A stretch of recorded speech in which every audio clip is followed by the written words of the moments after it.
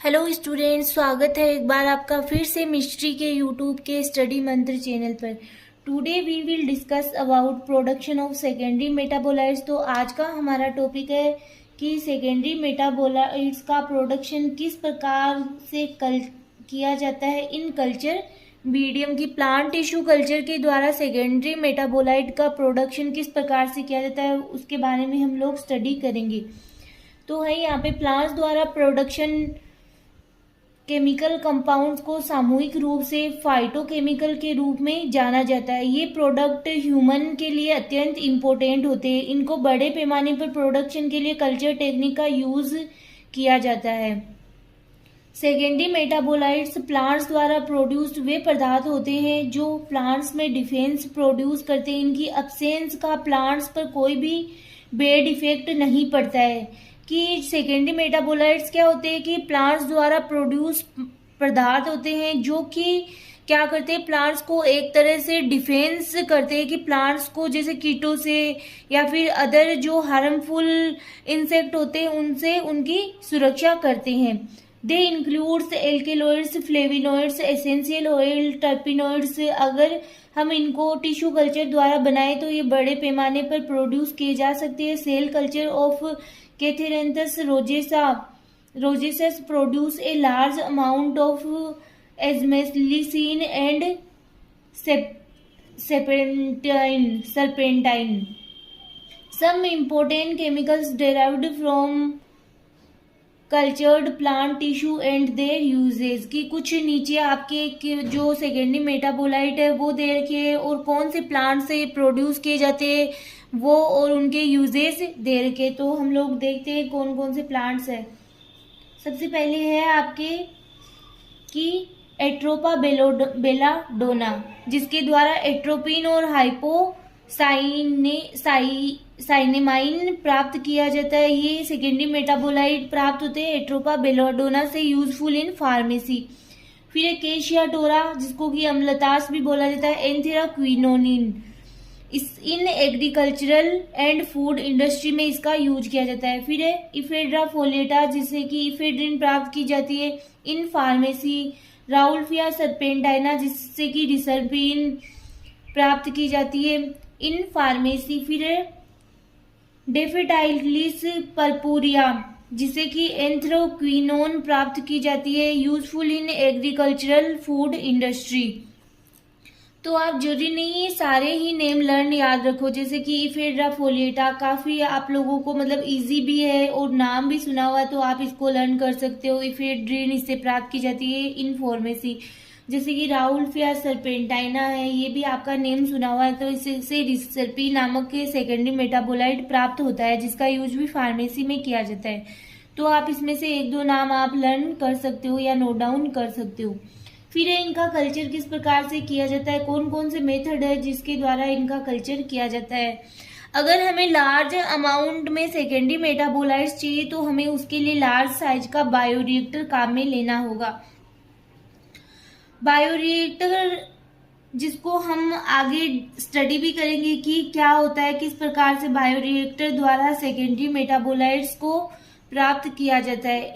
Involved the following steps, की कौन कौन सी स्टेप्स है जो कि इसमें इन्वॉल्व है। फर्स्ट है डिजाइनिंग ऑफ बायोरिएक्टर, की बायोरिएक्टर किस प्रकार का यूज में ले रहे हैं हम लोग। सिलेक्शन ऑफ एक्सप्लांट, वो जैसे प्लांट टिश्यू कल्चर में करवाया था, सबसे पहले हम लोग क्या करते हैं एक्सप्लांट का सिलेक्शन करते हैं। और एक्सप्लांट का सिलेक्शन करने के लिए इसके लिए एक कंडीशन है यहाँ पे कि इसमें इस प्रकार के एक्सप्लांट का सिलेक्शन करते हैं जिससे कि जो सेकेंडरी मेटाबोलाइट अधिक से अधिक मात्रा में प्राप्त हो। जैसे कि किसी प्लांट से सेकेंडरी मेटाबोलाइट अगर उसकी रूट से प्राप्त हो रहा है तो हम लोग उसकी रूट को क्या करेंगे, कल्चर करवाएंगे। फिर सरफेस स्टेरिलाइजेशन, फिर उसका क्या करते हैं सरफेस स्टेरिलाइजेशन करते हैं। प्रिपरेशन ऑफ एक्सप्लांट, केलस कल्चर करते हैं, सस्पेंशन कल्चर करते हैं, सेल प्लेटिंग करते हैं। फिर टेस्टिंग फॉर बायोसिंथेसिस के लिए टेस्टिंग करते हैं। Culture of more productive clones, की बहुत अधिक मात्रा में क्लोन प्राप्त करने के लिए उनमें क्या क्या और ऐड किया जाता है। फिर एक्सट्रैक्शन ऑफ सेकेंडरी मेटाबोलाइट्स की, फिर क्या किया जाता है, लास्ट में सेकेंडरी मेटाबोलाइट को एक्सट्रैक्शन कर लिया जाता है। आगे है फर्स्ट आपके डिजाइनिंग ऑफ बायो रिएक्टर। तो हम लोग देखते हैं किस प्रकार की डिजाइनिंग होती है बायो रिएक्टर की। तो यहाँ पे लिखा हुआ है कि इसमें लार्ज साइज में वेजल्स लगी होती है, कि इसमें लार्ज साइज में क्या लगी हुई रहती है, वेजल्स लगी हुई रहती है, तथा एक स्टीरियर लगा रहता है। ये यहाँ पे क्या लगा हुआ है, ये स्टीरियर लगा रहता है, जिसको क्या किया जाता है, घुमाया जाता है, जिसमें क्या होता है कि अगर इसके ऊपर हम लोग केलश अगर रखा जाए तो ये क्या होता है, इस लिक्विड में डूबता नहीं है। फिर है जिससे कि केलस लिक्विड मीडियम में डूबता नहीं, केलस को स्टीरियर पर रखा जाता है। इसमें एयर इनलेट भी लगा हुआ रहता है। एयर इनलेट की एयर यहाँ से अंदर आती रहे, और एयर आउटलेट मतलब कि यहाँ से एयर बाहर की ओर निकलती रहे, जिससे कि एयर अंदर आती रहे, तथा एयर आउटलेट भी लगाया जाता है जिसके द्वारा एयर बाहर निकलती रहे। एक पीएच मीटर भी लगाया जाता है जिससे कि न्यूट्रिएंट मीडियम की पीएच को फिक्स कर सके। एक अप्रोप्रिएट अमाउंट की लाइट देने के लिए कल्चर मीडियम के साइड में ट्यूबलाइट लगाई जाती है। तो ये आप देख सकते हो यहाँ पे स्ट्रक्चर ऑफ बायो रिएक्टर। फिर सेकेंड पॉइंट था हमारे सिलेक्शन ऑफ एक्सप्लांट। मेटाबोलाइट्स के प्रोडक्शन के लिए एक पर्टिकुलर ऑर्गन का सिलेक्शन करना पड़ेगा, जिससे कि हमें लार्ज अमाउंट में मेटाबोलाइट हम एक्सट्रैक्ट कर सके। फॉर एग्जाम्पल है कैथेरेंसिस रोजेसस की रूट से एजमेलिसिन एक्सट्रैक्ट किया जाता है, तो हम एक्सप्लांट के रूप में इसकी रूट का सिलेक्शन करेंगे। इसी प्रकार पायरिथिसिन क्राइसेंथेमम के फ्लावर से एक्सट्रैक्ट की जाती है, तो हम ओनली इसके फ्लावर को ही एक्सप्लांट के रूप में लेंगे। इस प्रकार प्रॉपर ऑर्गन को एक्सप्लांट के रूप में सिलेक्ट किया जाता है। तो आप समझ गए होंगे कि किस प्रकार के एक्सप्लांट को क्या किया जाता है, एक्सट्रैक्ट किया जाता है, फिर उसको कल्चर किया जाता है, कि जहां से हमें सेकेंडरी मेटाबोलाइट प्राप्त हो रहा है, अगर किसी स्टेम से प्राप्त हो रहा है तो उसके स्टेम को हम कल्चर करवाएंगे, अगर किसी की रूट से प्राप्त हो रहा है तो हम उसकी रूट को क्या करेंगे, कल्चर करवाएंगे। नेक्स्ट है थर्ड पॉइंट, सरफेस स्टेरिलाइजेशन। अब एक्सप्लांट सोर्स को प्रॉपर सरफेस स्टेरिलाइजेशन के लिए एथेनॉल और सोडियम हाइपोक्लोराइड और मर्क्यूरी क्लोराइड यूज करते हैं, फिर डिस्टिल्ड वाटर से वॉश कर लेते हैं। फिर फोर्थ पॉइंट है आपके प्रिपरेशन ऑफ एक्सप्लांट, की एक्सप्लांट को किस प्रकार से प्रिपेयर करते हैं कल्चर करवाने के लिए। सरफेस स्टेरिलाइजेशन के बाद एक्सप्लांट को एसेप्टिक कंडीशन में स्मॉल पीसेज में काटेंगे केलस कल्चर के लिए।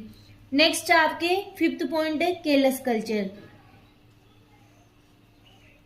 इस एक्सप्लांट को सॉलिडिफाइड मीडियम के लिए एक फ्लास्क में इनोकुलेट करेंगे। फ्लास्क इज इंक्यूबेटेड,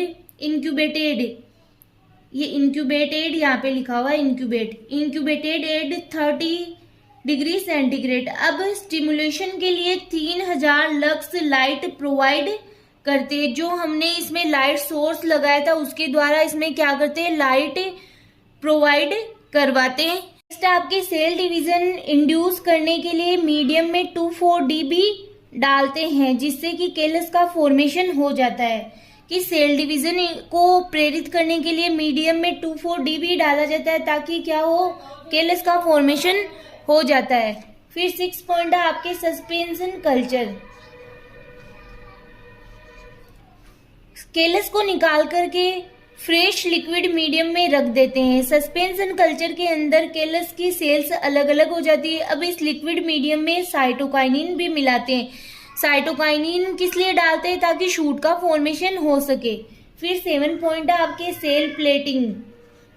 अब सस्पेंशन कल्चर को पेट्री प्लेट में डालते हैं और इसमें और लिक्विड मीडियम डालते हैं, कि इसमें और लिक्विड डालते हैं, क्योंकि जो लिक्विड होता है, जो हमने न्यूट्रिएंट लिए थे, वो तो इसके जो सस्पेंशन कल्चर करवाया था वहां पे ही काम में आ जाते हैं शूट के फॉर्मेशन के लिए, अर्थात इसे और डाइल्यूट करते हैं। सस्पेंशन कल्चर को सॉलिड मीडियम वाली कल्चर प्लेट में ट्रांसफर कर देते हैं और इसे फ्यू डेज के लिए इंक्यूबेट किए रखते हैं। फिर 8 पॉइंट है आपके testing for biosynthesis activity. Cell clumps की बायोसिंथेटिक एक्टिविटी चेक करते हैं। इसके लिए रेडियो इम्यूनो एसे या high performance liquid chromatography ETC use करते हैं। फिर है culture of more productive clones. तो इसमें क्या ऐड किया जाता है जिससे कि हम लोग इसके क्लोन्स या मोर प्रोडक्ट को बढ़ा सके। मोर प्रोडक्टिव क्लोन्स के लिए हम न्यूट्रिएंट मीडियम में एक्स्ट्रा मटेरियल मिला देते हैं जिससे क्लोन्स की मात्रा बढ़ जाती है। Intensity of light for enhance the growth of cell. PH of culture for better growth of cell.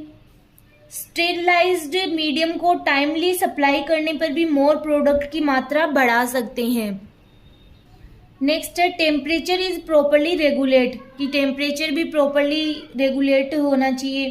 कुछ एक्स्ट्रा सेकेंडरी मेटाबोलाइट प्राप्त करने के लिए, एक्स्ट्रा ग्रोथ के लिए कल्चर मीडियम में एक्स्ट्रा कंपाउंड डाल। फॉर एग्जाम्पल बीटा साइनिन की मात्रा बढ़ाने के लिए रूटा ग्रेवोलेंस प्लांट के कल्चर मीडिया में साइटोकाइनिन का लो लेवल करने पर इसकी मात्रा बढ़ाई जा सकती है।